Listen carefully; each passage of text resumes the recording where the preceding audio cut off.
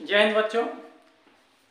आज फिर हम बेसिक अपना कॉन्सेप्ट केमिस्ट्री का लेकर के आए हैं, जिसका नाम है कार्बनिक यौगिकों का नामकरण।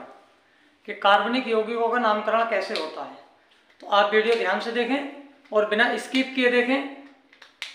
आइए शुरू करते हैं। हमारे पास ये धनायन है, जिसे इंग्लिश में बोलते हैं कैटायन।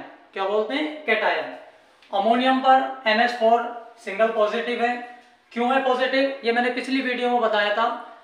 और कॉपर Cu पर पॉजिटिव है, एक पॉजिटिव है क्योंकि ये धातु है। यहाँ पे धातु, उपधातु और अधातु का खेल है। और अगर ये इतने यौगिक, इतने तत्व, इतने एलिमेंट अगर आपके याद हैं, यौगिक नहीं बोलेंगे इनको, तत्व इतने अगर आपके याद हैं, तो आप किसी भी कार्बनिक यौगिक का नाम बड़ी आसानी से बना सकते हैं। जैसे अगर मैं बात करूं, मैंने ले लिया अमोनियम, तो यहां से मैं लिख रहा हूं अमोनियम क्लोराइड। Ammonium chloride.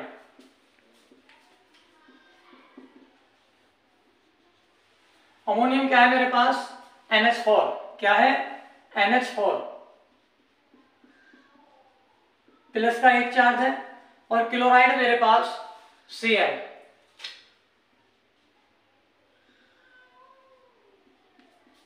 इसका भी प्लस का एक चार्ज है। दोनों के पास एक एक चार्ज है, तो ये यहां से मल्टीप्लाई कर लेगा, यहां पे मल्टीप्लाई कर लेगा, इसका सूत्र हो जाएगा NH4Cl। तो अमोनियम क्लोराइड का फॉर्मूला हो गया आपका NH4Cl। इसी तरह से अगर हम दूसरा नाम लिखें, कॉपर सल्फेट। कॉपर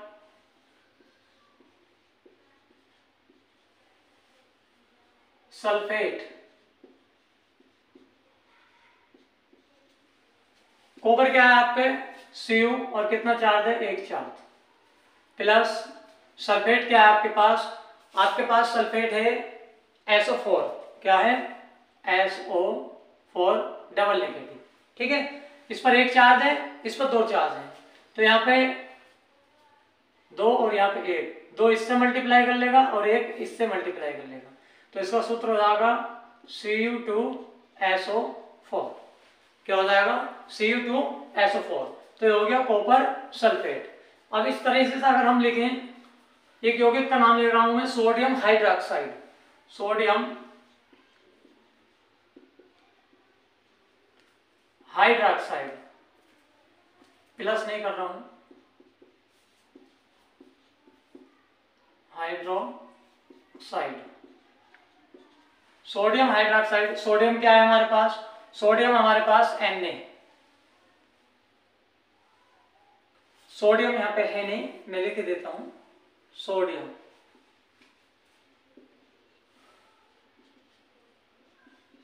Na और इस पर A पॉजिटिव होता। ठीक है, सोडियम है ऊपर, ये है हमारे पास सोडियम Na पॉजिटिव।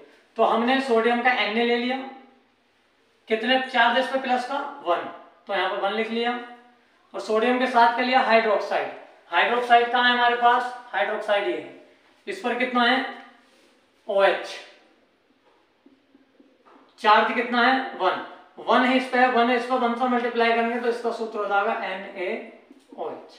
क्या हो जाएगा? NaOH। अब लिखे हम calcium hydroxide.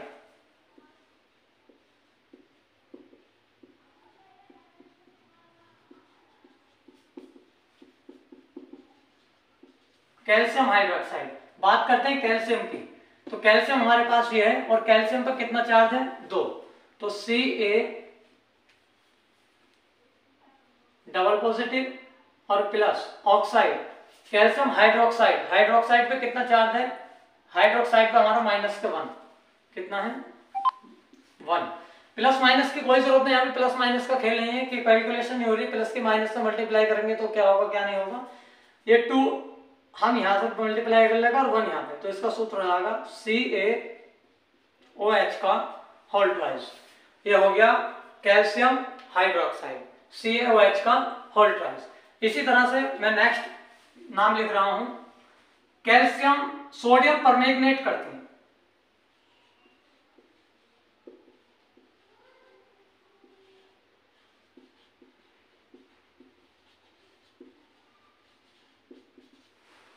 Sodium permanganate. Sodium तो आप जानते हैं, सोडियम हमारे पास ये है एक पॉजिटिव है तो Na पे 1 चार्ज है, प्लस चार्ज ना लिख करके आप नंबर पे लिख सकते हैं, 1 चार्ज है।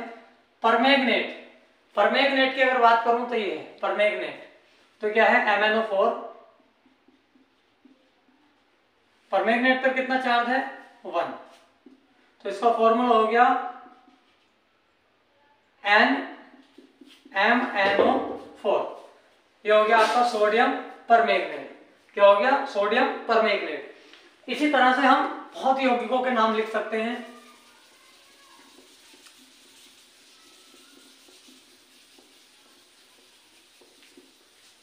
अभी जरूरी नहीं है कि मैं इंग्लिश में लिख रहा हूं तो आप इंग्लिश में ही लिखो, आप हिंदी में भी लिख सकते हैं। अच्छा यहां पे देखिएगा एक चीज ये है कि स्टेनस और स्टेनिक, यहाँ पे Sn डबल चार्ज है और यहाँ पे Sn 4, इस पे 4 पॉजिटिव चार्ज है।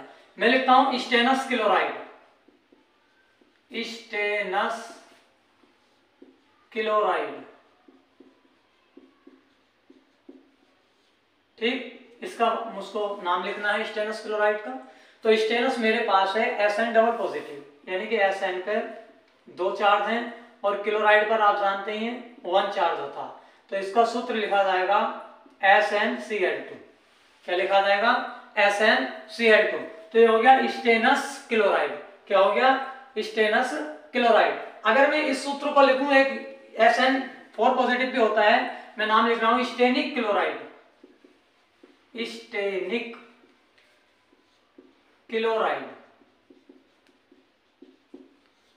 तो स्टेनिक क्लोराइड में स्टेनिक हमारे पास ये है, इस पे 4 पॉजिटिव के चार्ज हैं, Sn4 पॉजिटिव, और क्लोराइड का आपको पता ही है 1 होता, इसकी मल्टीप्लाई यहाँ पर और इसकी मल्टीप्लाई यहाँ पे, तो यह होगा SnCl4।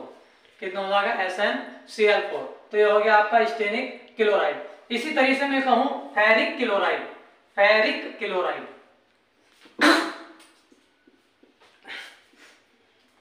फेरिक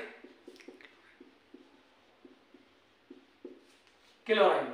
तो फेरिक क्लोराइड, फेरिक मेरे पास है Fe triple positive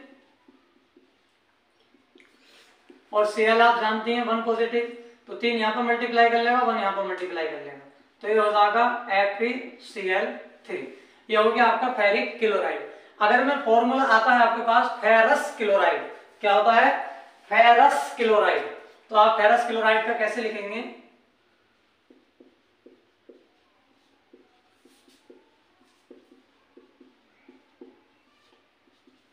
ferrous chloride, ferrous का कितना है, देखो यह है फेरस डबल पॉजिटिव,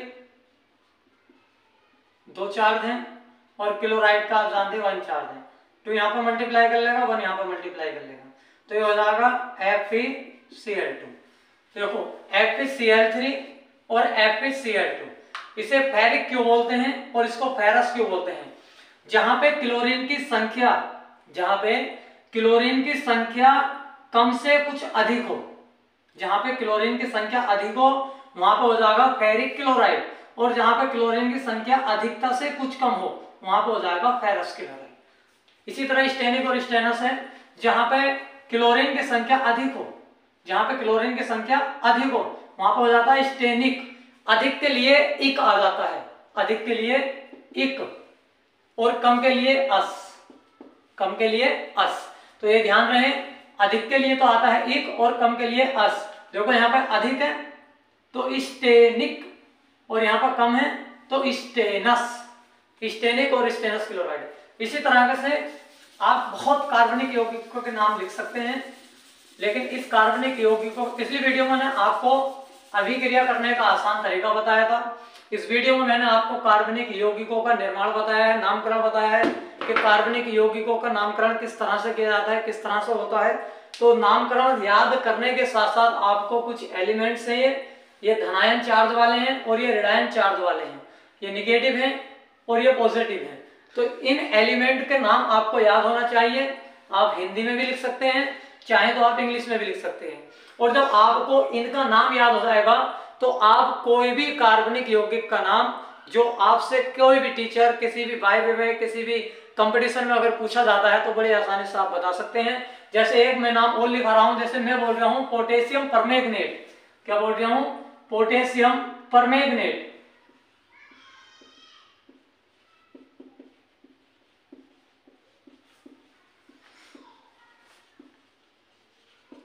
पोटेशियम क्या है? के 1 चार्ज होता है प्लस का, और परमैंगनेट क्या है? MnO4। क्या है? MnO4। देखो परमैंगनेट कहां गया भाई? MnO4 कितना चार्ज है? 1 चार्ज। ठीक है, इसमें भी 1 है, इसमें भी 1 है, 1 यहां पर मल्टीप्लाई कर लेगा, 1 यहां पर मल्टीप्लाई कर लेगा, तो इसका नाम हो जाएगा KMnO4, पोटेशियम परमैंगनेट। अगर मैं कहूं potassium dichromate,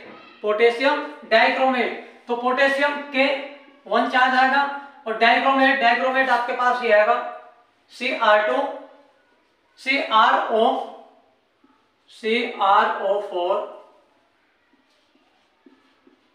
double negative.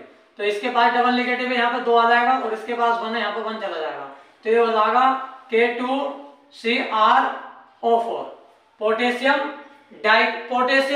Chromate. ये डाइक्रोमेट नहीं हुआ, पोटेशियम क्रोमेट।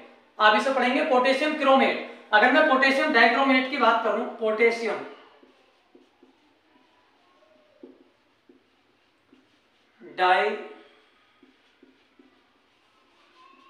डाइक्रोमेट, पोटेशियम के, पोटेशियम पर कितना चार्ज है? प्लस का 1, तो 1 और प्लस।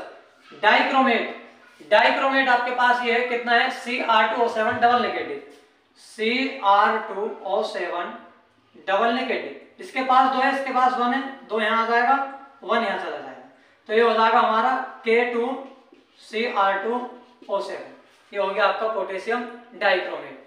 ठीक है, इसी तरह से आप किसी भी कितने भी रासायनिक यौगिकों के इन तत्वों से नाम लिख सकते हैं। और आप अगर आपसे कोई पूछने लगे कि बताइए इस यौगिक का रासायनिक सूत्र क्या है, इस यौगिक का रासायनिक सूत्र क्या है, अगर मैं कहने लगूं कि जिंक सल्फेट का क्या होगा, तो जिंक आपके पास ये आएगा, इस पर 2 चार्ज हैं, और सल्फेट आपके पास ये आएगा, इस पर 2 चार्ज हैं, तो 2 चार्ज इसके पास है, 2 चार्ज इसके पास है, तो 2 से 2 कैंसिल हो जाएगा, सूत्र हो जाएगा ZnSO4। क्या हो जाएगा? ZnSO4। इसी तरह से ये सारे आपके एलिमेंट हैं, इन पर ये आपके धनायन चार्ज हैं, इस पर ऋणायन चार्ज हैं, और आप इन्हीं एलिमेंटों से घर पे प्रैक्टिस करिए। प्रैक्टिस करने के बाद अपने एक प्यारे से नोट्स बनाइए, जिससे आपको केमिस्ट्री पढ़ने में और आसानी हो जाए। और ऐसे ही हम आपके लिए बहुत बहुत अच्छी बेसिक कॉन्सेप्ट की केमिस्ट्री के टॉपिक लेकर आएंगे।